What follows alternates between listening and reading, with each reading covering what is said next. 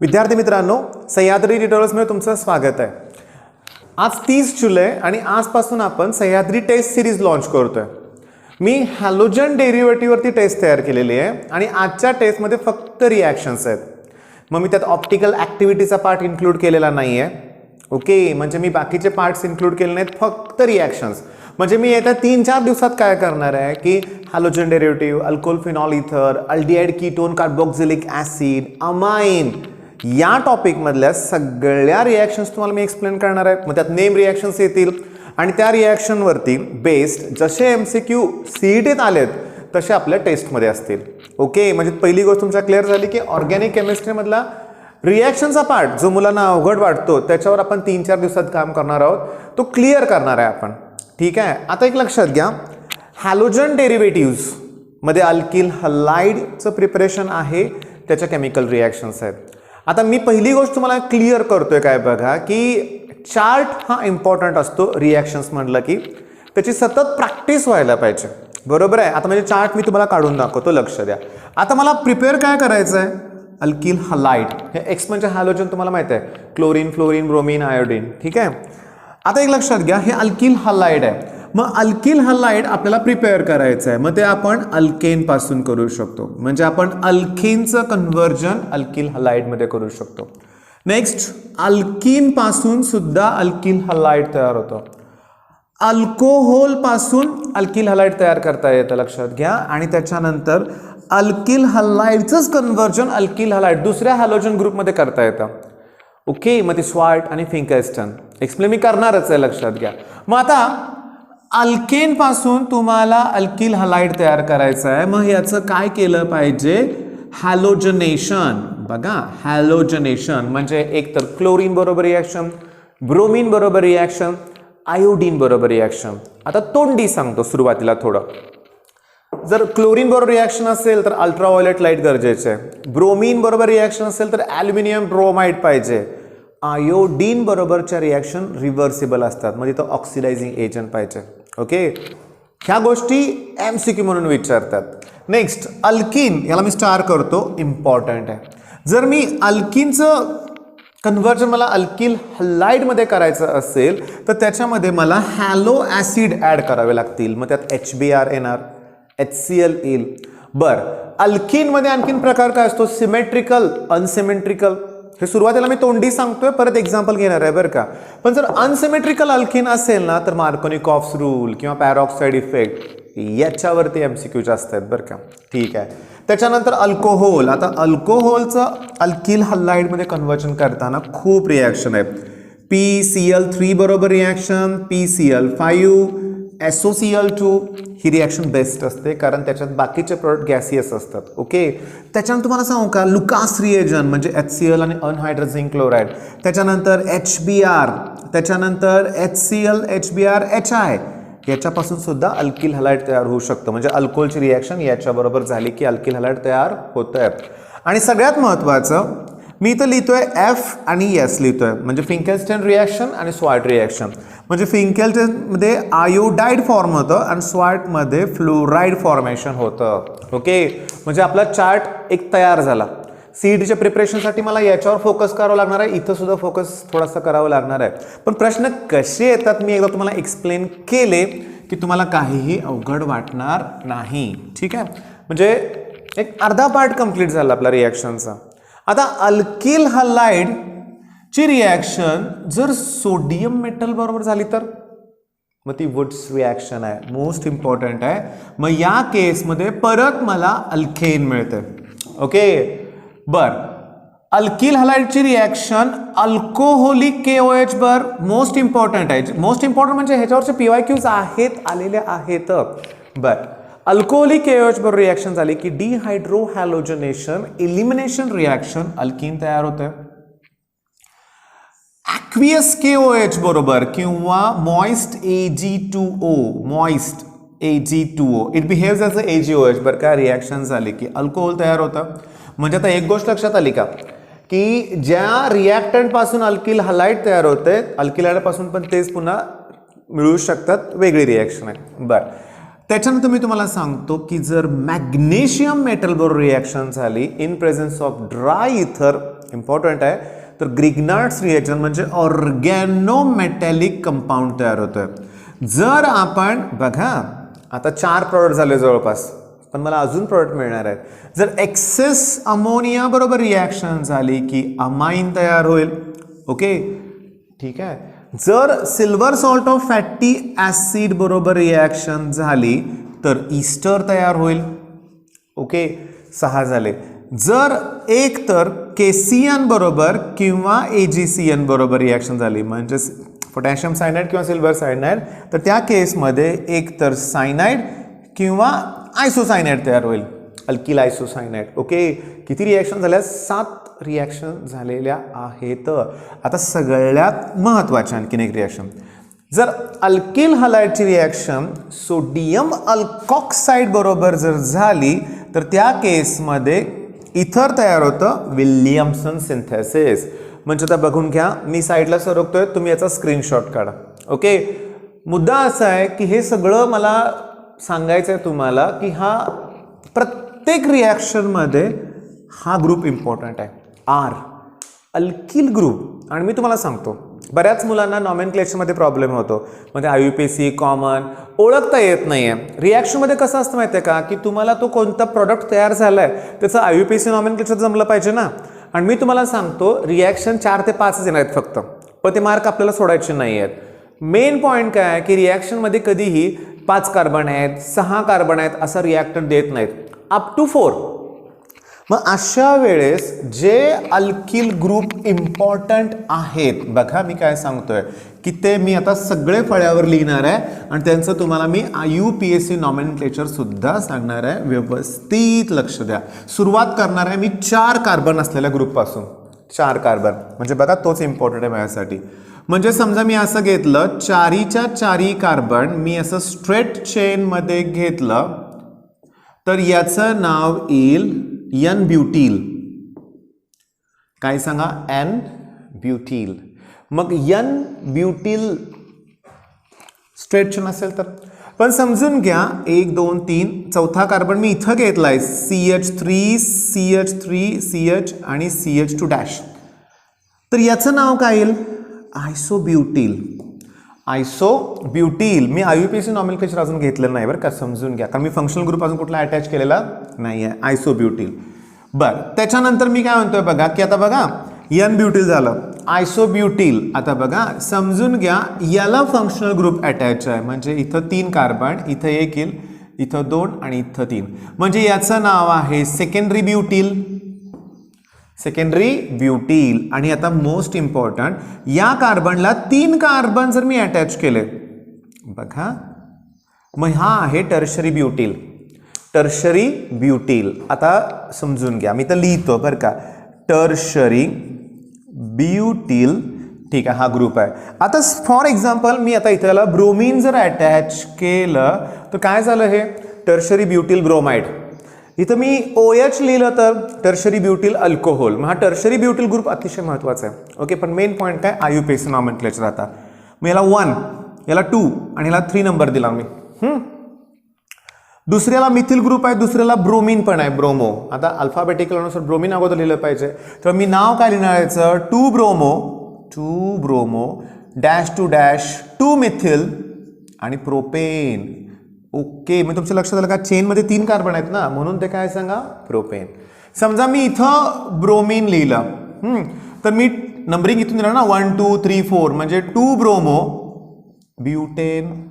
Okay, कारण चेनमध्ये 4 carbon आहेत, 2 bromo butane.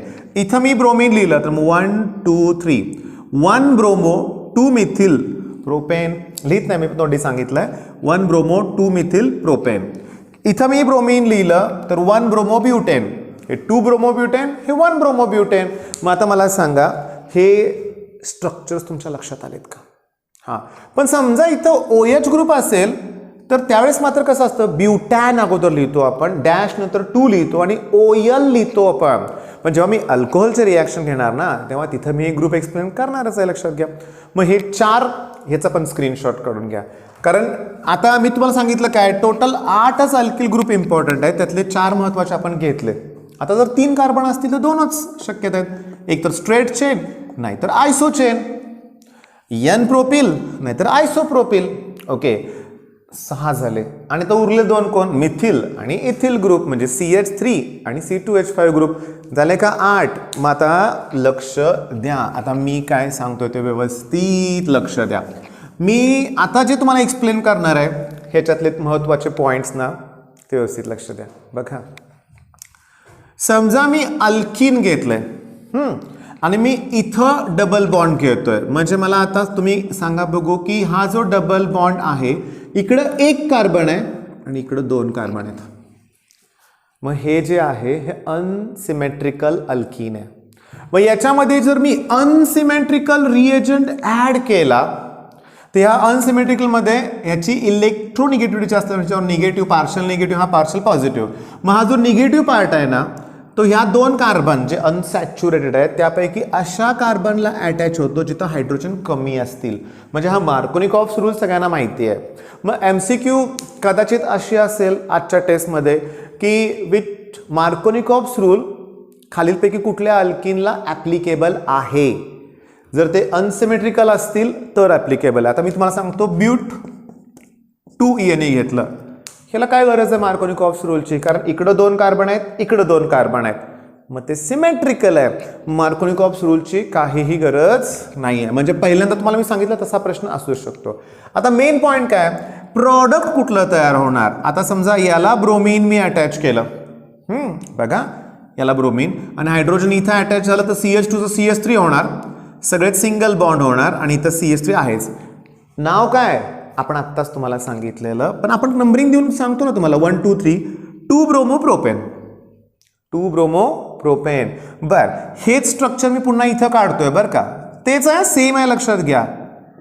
Okay, तेच आहे, फक्त हा कार्बन मी इथं घेतलाय. Isopropyl bromide. Okay, common name पण तुम्हाला आलं पाहिजे ना. दुसऱ्या कार्बनला CH3 ग्रुप असेल तर ती आयसोच आहे ना, मग हे आयसोप्रोपिल ब्रोमाइड आहे. Isopropyl bromide 2 bromo propane. ठीक आहे, म्हणजे तुम्हाला तर हे लक्षात आलेलं आहे मार्कोनिकॉव्हस रूल.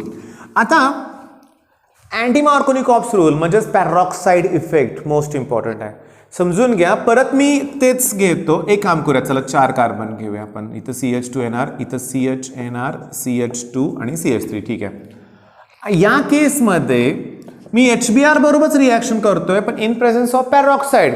पण त्या केसमध्ये मात्र अँटी मार्कोनिकॉव्हस रूल, म्हणजे निगेटिव्ह पार्ट इथं अटॅच व्हायला पाहिजे होता, नाही, तिथं हा हायड्रोजन अटॅच होईल, CH2 होईल, डबल बॉन्डचं सिंगल बॉन्ड होईल आणि ह्या CH2ला Br, म्हणजे 1 ब्रोमोब्युटेन तयार झालं. अँटी मार्कोनिकॉव्हस रूल आता नोट डाऊन करून ठेवा. अँटी मार्कोनिकॉव्हस रूल फक्त HBr साठी, HCl HI साठी नाही. बऱ्याच वेळा फसवतात, तुम्हाला सांगतो. इकडं अल्किन एखादा दिलेला असतो प्लस HCl दिलेलं असतं, इथं दिलेलं असतं H2O2 म्हणजे पॅरॉक्साईड. मग मुलांना काय माहित असतं की पॅरॉक्साईड म्हणजे की अँटी मार्कोनिकॉव्हस रूल, पॅरॉक्साईड इफेक्ट. पण HCl कुठे ॲप्लिकेबल आहे तो नाही, तो फक्त कोणासाठी आहे, HBr. हे लक्षात घ्या. म्हणजे या पॉइंटवर क्वेश्चन्स असणार आजच्या टेस्टमध्ये 100%. मार्कोनिकॉव्हस रूल, अँटी मार्कोनिकॉव्हस रूल. आता तुम्ही PYQs चेक केले तर तुम्हाला सांगू का, इलिमिनेशन रिॲक्शनवरती जास्त प्रश्न येतात. कुठली रिॲक्शन बोललो मी, इलिमिनेशन रिॲक्शन. ओके, ऐका व्यवस्थित. इलिमिनेशन रिॲक्शनमध्ये काय नक्की होतं, अल्किल हलाइडची रिॲक्शन KOH बरोबर होते.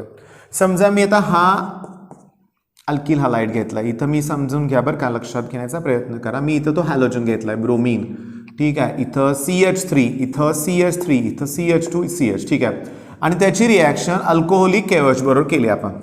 तर रिमूव्ह कोण होणार आहे बघा, मी ऑप्शन्स 2 कशा तुम्हाला सांगतोय बघा. डिहायड्रो हॅलोजनेशन म्हणजे हॅलोजन तर रिमूव्ह होणार आहे, त्याचबरोबर एक हायड्रोजन, मग हा हायड्रोजन रिमूव्ह होऊ शकतो. मग इथं डबल बॉन्ड तयार होईल, म्हणजे मला प्रॉडक्ट असा मिळेल CH3 CH2 CH double bond CH2, म्हणजे मला असं मिळेल ब्यूट 1ENA. पण इथला पण हायड्रोजन रिमूव्ह होऊ शकतो ना, त्यावेळेस इथं डबल बॉन्ड येईल ना, म्हणजे मला त्या केसमध्ये प्रॉडक्ट काय मिळेल, CH3 CH double bond CH, हा ब्रोमीन रिमूव्ह करणार आहे मी आणि इथं CH3, मग तयार काय होणार, ब्यूट 2ENA तयार होणार दोन्ही पण याच्यातला एक मेजर प्रॉडक्ट असणार आहे आणि एक मायनर प्रॉडक्ट असणार आहे. मेजर आणि मायनर. पण आता मेजर कोण सांगतो, सेटझेफ इफेक्ट. कुठला इफेक्ट सांगा, सेटझेफ इफेक्ट. ऐका, एक्सप्लेन करणार आहे मी. हे डबली बॉन्डेड कार्बन ॲटम आहेत, त्याला हा एक अल्किल ग्रुप आहे, हा एक अल्किल ग्रुप आहे, टोटल 2 अल्किल ग्रुप आहेत इथं. हे दोघं डबली बॉन्डेड आहेत, ह्याला हा अल्किल ग्रुप आहे, इकडं अल्किल ग्रुप नाही आहे बरं का. तुम्ही म्हणाल हे 2 अल्किल आहेत की, तसं नाही आहे. हा एकच अल्किल ग्रुप आहे, इथिल ग्रुप आहे, C2H5. इकडे एकच अल्किल ग्रुप आहे, इकडे 2 अल्किल ग्रुप आहेत. मग मला सांगा जास्त अल्किल ग्रुप कुठे आहेत, इकडे आहेत ना डबली बॉन्डेड कार्बन ॲटमला. मग मला सांगा, मग हा मेजर प्रॉडक्ट असणार आहे, लक्षात घ्या. मग सेटझेफ रूल लक्षात आला का. जर असं ब्रोमीनमध्ये असेल मग इकडचं पण किंवा इकडचं कोणी हायड्रोजन जाऊ शकतो वेगळा. मग त्यात चेक करायचं की डबली बॉन्डेड कार्बन ॲटमला alkyl group, more number of alkyl group कुठे आहेत. ओके, म्हणजे इथं जास्त सबस्टिट्यूटेड पाहिजे. म्हणजे या हायड्रोजनला पण एखादा ग्रुप असला, ह्याला पण असला, तिथं 4 ग्रुप झाले ना जवळपास, तर तो मेजर प्रॉडक्ट असणार आहे. क्लिअर झालं, तुमच्या लक्षात आलंय. म्हणजे ही एक रिॲक्शन इम्पॉर्टंट आहे, ह्याच्यावरती जास्त क्वेश्चन आहेत. अल्कोहोलिक KOH कितीतरी वेळा आहेत, तुमच्या स्कोअर बुस्टर असेल ना चेक करा, अल्कोहोलिक KOHच्या रिॲक्शन्स खूप आहेत. बरं, आता आणखीन एक महत्त्वाचं की डिहायड्रोहॅलोजनेशन मी तुम्हाला एक्सप्लेन केलं. आता मेन पॉईंट काय, वुड्स रिॲक्शन. आता सगळ्यांना माहिती आहे, म्हणजे बघा हे जे लेक्चर आहे ना CET साठीचं आहे, आणि हे लेक्चर कंप्लीट करणं म्हणजे एवढं सोपं काम नाही आहे. 15-20 मिनिटात सगळं कंप्लीट करणं सोपं नाही आहे. तरी माझा प्रयत्न आहे की जे जास्त वेटेजवाले क्वेश्चन्स आहेत ते मी एक्सप्लेन करतोय बरं का. म्हणजे बघा, अल्किल हॅलाइडची रिॲक्शन सोडियम मेटल बरोबर झाली इन प्रेझेन्स ऑफ ड्राय इथर, तर तेव्हा हायर अल्केन तयार होतं RR, आणि NaX म्हणजे NaCl NaBr ते सेपरेट होणार.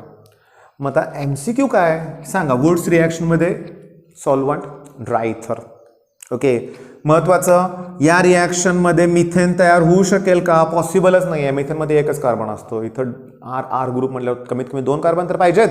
Methane can not be produced. दुसरी महत्त्वाची गोष्ट म्हणजे समजा मी डिफरंट अल्किल हॅलाइड घेतले तर 3 प्रॉडक्ट पॉसिबल असतात, एक तर RR किंवा R' किंवा RR'. त्यातलं हे जे आहे ना होमोजेनी, म्हणजे 2 सेम अल्किल ग्रुप असणार आहेत, हे मेजर प्रॉडक्ट असतात आणि हा मायनर प्रॉडक्ट असतो. हे महत्त्वाचं. तुम्हाला काय करतील की प्रॉडक्ट देतील वुड्स रिॲक्शनमध्ये आणि त्याच्यावरून रिॲक्टंट ओळखायला लावतील तुम्हाला. मग त्या केसमध्ये तुम्हाला त्या प्रॉडक्टवरून रिॲक्टंट ओळखता आला पाहिजे. म्हणजे वुड्स रिॲक्शन पण ही तेवढीच इम्पॉर्टंट आहे. आता अजून इम्पॉर्टंट पॉईंट कुठला मी तुम्हाला सांगतो बघा. हे अल्किल हॅलाइड प्लस RONA, मग हा NaX वेगळा झाला की ROR तयार होणार ना, म्हणजे इथर तयार होतं. पण याच्यामध्ये मी तुम्हाला आता होमवर्क देतोय बरं का. अल्किल हॅलाइड आणि हे सोडियम अल्कॉक्साइड ह्याच्यात टर्शरी ग्रुप एका ठिकाणी कुठेतरी घ्यायचा नसतो. मग ते तुम्ही चेक करा, पुस्तकात हुडका, पुस्तकात नाही वेळ तुम्हाला गुगल करा. काय करणार, विल्यमसन सिंथेसिस. ओके, म्हणजे तुम्ही समजून घ्या, इथं किंवा इथं बरं का, एका ठिकाणी कुठेतरी टर्शरी ग्रुप घेता येत नाही आहे. ओके, बरं. आता सगळ्यात महत्त्वाचं तुम्हाला असा प्रश्न विचारतील, which of the following is organometallic compound. म्हणजे मला सांगायचं आहे काय की तुम्हाला MCQ ज्या आहेत त्या अतिशय सोप्या असणार आहेत, अतिशय. म्हणजे अल्कोहोलपासून आता काय तयार करायचं आहे, समजा अल्किल हॅलाइड, मग PCl3 PCl5 SOCl2. मग अशी मी बोललोय की SOCl2 ची रिॲक्शन कशी असते, बेस्ट असते. करेक्ट. पण आता थांबा, अल्कोहोलची रिॲक्शन HCl आणि in presence of zinc chloride, anhydrous zinc chloride, Lucas reagent तुम्हाला माहिती आहे. पण मला म्हणायचं आहे काय की लुकासची रिॲक्शन कुठल्या अल्कोहोल बरोबर फास्ट होते, प्रायमरी सेकंडरी का टर्शरी. टर्शरी बरोबर होते, फास्ट होते, लक्षात घ्या. इमिजिएटली रिॲक्ट होतो कोणाबरोबर, टर्शरी बरोबर. तुम्हाला MCQ अशी पण येऊ शकते, which of the following is Lucas reagent. हां, आलेले प्रश्न आहेत. तुम्हाला वाटेल मी खूपच सोपं सांगतोय, किंवा आजची टेस्ट तुम्हाला कदाचित खूप सोपी वाटेल, कदाचित. पण CETला असेच प्रश्न असतात. फक्त काय होतं, प्रॉपर रिव्हिजन नसते, मग आठवत नाही आपल्याला, म्हणून आपण मार्क घालवतो. तर माझं तुम्हाला सजेशन काय बघा, हे छोटंसं लेक्चर मला थांबवायचं आहे. सगळ्याच रिॲक्शन्स घेतल्यात मी असं नाही आहे, पण मी तुम्हाला एक सुरुवात करून दिली बाळांनो. तुम्ही त्या चार्टमधल्या सगळ्या रिॲक्शन्स फॉलो करा, लिहून काढा. ओके, टेक्स्टबुकच्या बाहेरचे प्रश्न येतच नाहीत परीक्षेत, ही पण रियालिटी आहे. तुम्ही लास्ट इयरचं टेक्स्टबुक म्हणजे आता बघा, माझ्याकडे एक पुस्तक आहे, हे लास्ट इयरचं बुक तुम्हाला मिळतंय का बघा. मला जर जमलं तर मी याची PDF डिस्क्रिप्शन बॉक्समध्ये देता येते का बघतो. फोटोची PDF देता येते का, पॉसिबल असेल तर मी देईन. तुम्हाला लक्षात घ्या, रिॲक्शनचा पार्ट मी तुमच्यावर डिस्कस करेन. आणि टेस्टसाठी तुम्ही पूर्ण टॉपिक मी देत नाही आहे, फक्त रिॲक्शन्स. ओके. आणि टेस्टचं स्लॉटचं टायमिंग आम्ही डिस्क्रिप्शनमध्ये कळवलंच आहे तुम्हाला. तुम्ही टेस्ट द्या. माझी इच्छा आहे जास्तीत जास्त मुलांनी टेस्ट द्यावी. ओके. आणि 4 ते 5 ह्याच्या दिवसातच आपल्याला रिॲक्शनचा पार्ट परफेक्ट करायचा आहे. ठीक आहे मित्रांनो, मग चांगला अभ्यास करा. सपोर्ट तुमचा राहू दे चांगलाच. 87,000 सबस्क्रायबर कालच कंप्लीट झाले, त्याबद्दल तुमचे धन्यवाद, अभिनंदन माझे म्हणूया आपण. मेन पॉईंट काय, करूया अभ्यास, काही अवघड नसते, लक्षात घ्या. बेस्ट ऑफ लक. धन्यवाद.